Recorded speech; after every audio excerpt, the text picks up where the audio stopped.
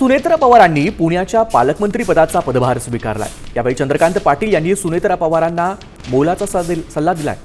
पाहुयात चंद्रकांत पाटील नेमकी काय म्हणाले। आपण बघतोय की सुनेत्रा पवार यांनी आज पुण्याच्या पालकमंत्री पदाचा पदभार स्वीकारलेला आहे आणि पुण्याचे माजी पालकमंत्री असलेले चंद्रकांत पाटील यांनी सुनेत्रा पवार यांना काही सल्ला दिलाय।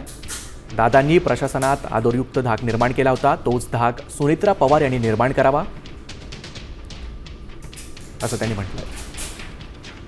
स्वर्गीय अजितदादा पवारांच्या ऐवजी ते गेल्यामुळे पालकमंत्री पुण्याच्या म्हणून सुनेत्रा वहिनींनी बैठक चालवली। मी पुण्याचा आमदार ऑनलाईन करून दिला। मी त्यांना असंच म्हटलं की बा दादांनी खूप वर्षाच्या मेहनतीने आदरयुक्त धाक निर्माण तो आदरयुक्त होता। तुम्हाला कधी ती वेळच नाही आली, पण लवकरात लवकर तुम्हाला तो आदरयुक्त धाक निर्माण करावा लागेल।